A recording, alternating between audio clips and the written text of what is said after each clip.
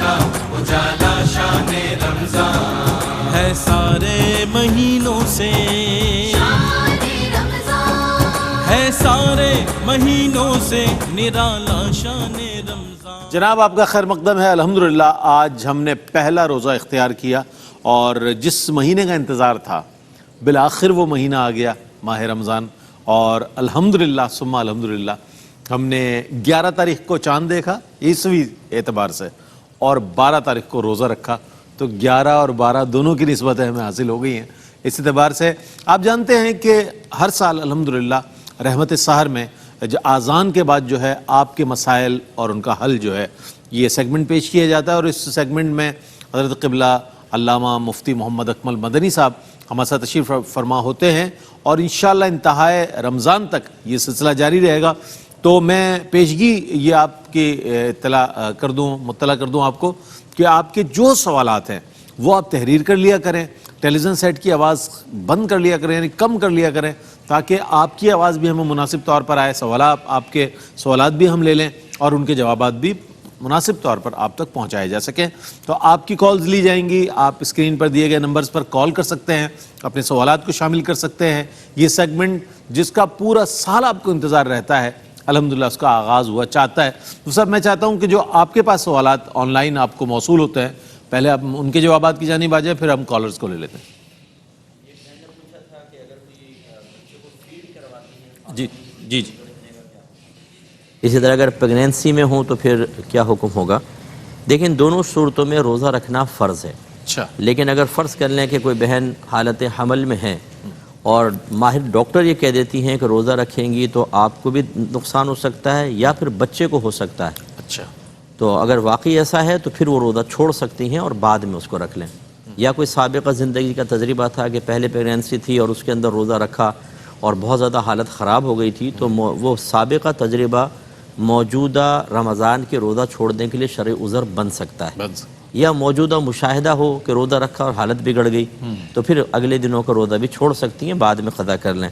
اور دودھ پلانے کا مسئلہ یہ ہوتا ہے کہ اگر تو ماں کو کوئی کمزوری نہیں ہوگی تو فرض ہے، اور اگر کمزوری اتنی ہو جائے کہ روزہ پورا کرنا ہی مشکل ہو جائے، یا اگر روزہ رکھیں اور دودھ نہ پلائیں تو بچے کی جان کو نقصان ہو، صحیح، تو پھر روزہ چھوڑ سکتی ہیں۔ جی ہاں، لیکن اگر بچہ فرض کر لیں کہ روزہ رکھ سکیں اور بچہ دوسری کسی غذا پر چل سکتا ہے، کسی اور خاتون کے گھر میں دودھ پی لے یا آلٹرنیٹ کوئی چیز وغیرہ کھا لیتا ہے، تو پھر تو روزہ رکھنا فرض رہے گا۔ کالر ہمارے ساتھ۔ السلام علیکم۔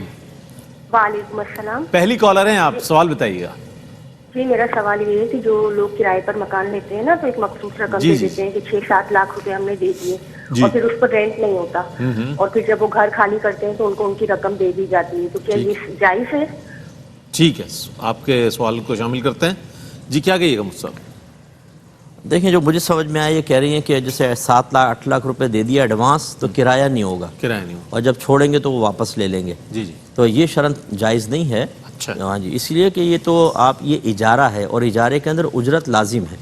یہ تو ایسا ہوگا جیسے قرض لے لیا اس نے اور قرض لے کر ان کو نفع کے اوپر مکان دے دیا، تو یہ ٹھیک نہیں ہوتا۔ ایڈوانس لے سکتے ہیں بالکل، اس پہ حرج نہیں ہے، لیکن تھوڑا بہت کرایہ بھی ضرور اس کا مقرر کرنا چاہیے۔ ہاں یہ ہو سکتا ہے جیسے کہتے ہیں اگر زیادہ ایڈوانس دے دیں گے تو اتنا ہی کرایہ ہم تھوڑا کم کر دیں گے، ٹھیک ہے، اس طرح کی ڈیل ہو سکتی ہے، لیکن یہ جو طریقہ کار بتا رہی ہیں یہ شرعاً صحیح نہیں ہوتا۔ ٹھیک ہے، کالر ہے۔ السلام علیکم۔ وعلیکم السلام۔ جی فرمائیے، سوال بتائیے گا اپنا۔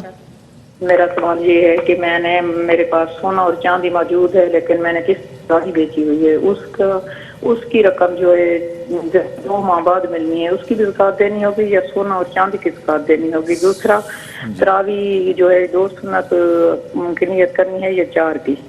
اچھا، سونا اور چاندی کی مقدار آپ نے نہیں بتائی، اگر وہ بھی بتا دی ہوتی آپ نے تو زیادہ آسان ہو جاتا۔ 1 تولہ 4 ماشے سونا ہے اور بس ان کی قیمت 17,000 کی چاندی ہے۔ اچھا ٹھیک ہے، بہت شکریہ آپ کا۔ جی صاحب کیا فرمائیے؟ دیکھیں مجھے جو مطلب اور بھی انہوں نے کچھ بات کہی وہ سمجھ میں نہیں آئی، لیکن بہرحال اگر سونا چاندی کو ہم فوکس کریں، جب ایک جنس سے نصاب مکمل نہ ہو رہا ہو، جیسے سونا ہے تو 7.5 تولہ کم از کم ہونا چاہیے، یہ کم ہے۔ ایسی چاندی کم از کم 52.5 تولہ ہو تو زکوٰۃ ہوگی، یہ کم ہے۔ اس طرح 2 جنس کے مال ہوں، کسی دونوں سے نصاب مکمل نہ ہو رہا ہو تو دونوں کو ملا لیا جاتا ہے۔ اچھا، یعنی قیمت کے اعتبار سے سونے کے ریٹ نکالیں، چاندی کے نکالیں، ملائیں اور یقین ہے کہ 52.5 تولہ چاندی تک قیمت پہنچ جائے گی تو پھر اس کی زکوٰۃ نکالنی ہوگی. اور تراویح جو ہے وہ 2 رکعت پڑھنا سنت کریمہ ہے، لیکن اگر 4 کر کے بھی پڑھیں تو پڑھ سکتے ہیں. اس میں 2 کے بعد پھر آپ کو بیٹھنا ہوگا اور صرف اتحیات پڑھنی ہوگی، درود شریف دعا وغیرہ نہ پڑھیں کیونکہ یہ موقدہ ہوتی ہیں. غیر موقدہ میں آگے جاتے ہیں، موقدہ فرض کی طرح ہوتی ہیں. اتحیات پڑھ کے بس کھڑے ہو جائیں، پھر تیسری چوتھی پڑھ کر آخر میں نماز مکمل کریں. ٹھیک ہے. کالر ہے ہمارے ساتھ. السلام علیکم. وعلیکم السلام جی. میں نے پوچھا تھا کہ آنکھوں میں پانی آتا ہے تو وضو ٹوٹ جاتا ہے، تو یہ کتنی مقدار میں پانی آنکھوں سے باہر آئے تو ٹوٹتا ہے؟ اور دوسرا اس سے ملتا سوال یہ ہے کہ آنکھوں کا اپنا پانی بھی ہوتا ہے، تو ویز جو ہوتی ہیں آنکھوں کی، ان کے اندر وہ پانی فلو کرتا ہے. اگر آنکھوں کا یہ ویز جو بند ہو جائے تو یہ پانی باہر آنا شروع ہو جائے، اس کے اوپر بھی وہی حکم لاگو ہوگا وضو ٹوٹنے کا؟ ٹھیک ہے جناب. ایک اور کالر ہیں. السلام علیکم.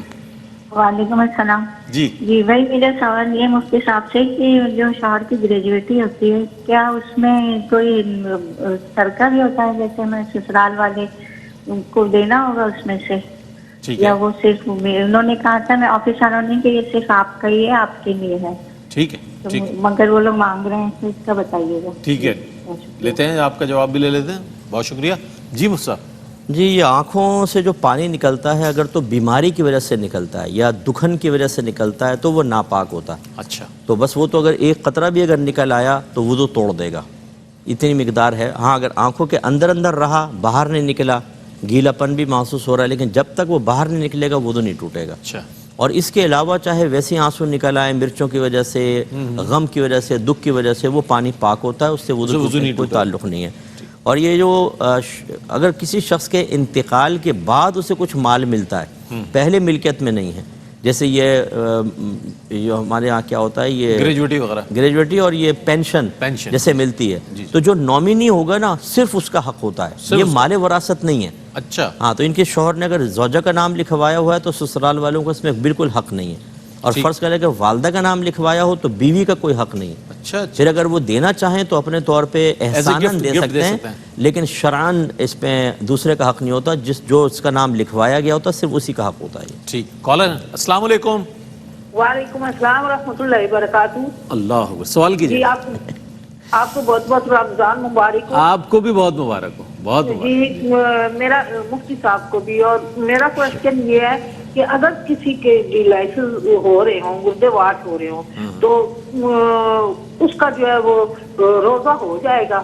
ایک تو یہ پوچھنا ہے. دوسرا یہ پوچھنا ہے کہ ان کی جو ہے نا وہ نالی ڈلتی ہے نا جس سے گردے واش ہوتے ہیں، تو ایک تو ڈلتی ہے اس کا کوئی پرابلم نہیں ہوتا، دوسری جو ڈلتی ہے بازو میں اس کا آپریشن کیا جاتا ہے، پھر جو ہے وہ کہتے ہیں کہ اس بازو پہ نہ زور ڈالنا ہے نہ یہ. ٹھیک ہے. ٹھیک ہے. ڈائلسس کے حوالے سے آپ نے سوال کیا. اچھا یہ ظاہر ہے بہت سارے لوگوں کے مسائل اس میں سے متعلق ہے. کیا فرمائیں؟ کیا چاہ رہی تھی وہ یہ پوچھ رہے جی یہ کہہ رہی ہیں کہ ڈائلسس ہوتا ہے تو اس کے اندر ظاہر ہے روزہ ٹوٹنے کا احتمال ہوتا ہے، تو کیا روزہ رکھا جا سکتا ہے یا نہیں رکھا جا سکتا؟ دیکھیں اس قسم کی جو بھی بیماریاں کہ جس کے بارے میں گمان ہوتا ہے کہ شاید روزہ ہم پورا نہیں کر سکیں گے، ہمارا مشورہ یہ ہے کہ روزہ رکھ لیں، بشرطے کہ اس سے مرض بہت زیادہ بڑھ نہ جائے، دیر میں ٹھیک ہونے کا ڈاکٹر نہ کہیں. ایک ہوتا ہے کہ جیسے دمے کے مریض ہوتے ہیں کہ بھئی روزہ رکھ لیں آپ، اگر طبیعت خراب ہو تو آپ روزہ توڑ دیجئے گا. ایسے ہی جو بھی بیماریاں ایسی ہوں کہ فوری طور پہ کوئی اتنا برڈن نہیں پڑ رہا لیکن ہو سکتا ہے طبیعت خراب ہو، روزہ رکھ لیں، خراب ہو تو توڑ دیں، نہ خراب ہو تو پھر روزہ پورا کر لیا جائے. ٹھیک. صاحب آپ کی آمد کا بہت شکریہ. اور یہ سیگمنٹ جو ہوتا ہے صرف ناظرین کو نہیں بلکہ ہمیں بھی انتظار رہتا ہے کہ آپ کب تشریف لائیں گے. پھر ہمارے پاس بھی بہت سے سوالات ہوتے ہیں جو ناظرین کے ہوتے ہیں، وہ کہتے ہیں کہ مفتی صاحب سے ملاقات ہو تو یہ سوال ضرور کیجیے گا، تو انشاءاللہ انہیں بھی شامل کریں گے. آپ کا بہت شکریہ تشریف آوری کا. ناظرین محترم ایک بار پھر میں آپ کی خدمت میں یہ گزارش پیش کر دوں کہ جب آپ اس سیگمنٹ کا حصہ بنیں تو سوالات کو پہلے لکھ لیں اور اپنے ٹیلی ویژن سیٹ کی آواز کم کر لیں، سوال کریں اور اپنا جواب لے لیں. بہترین طریقہ یہ ہے، ورنہ ظاہر ہے آپ کی کال بھی ضائع ہوگی اور سوال بھی جواب بھی نہیں مل سکے گا. تو انشاءاللہ تعالیٰ یہ ہوگا کہ اب جو ہے کل پھر ایک مرتبہ آپ کی خدمت میں حاضر ہوں گے مرحبا یا مصطفیٰ کے ساتھ، اور سارے جو ہمارے سیگمنٹس ہیں وہ بھی ہوں گے، اور اذان فجر کے بعد جو ہے ایک بار پھر آپ کے مسائل اور انکال کے ساتھ آپ کی خدمت میں حاضر ہوں گے. کل تک کے لیے اپنے میزبان محمد رئیس احمد کو اجازت دیجیے. اللہ حافظ.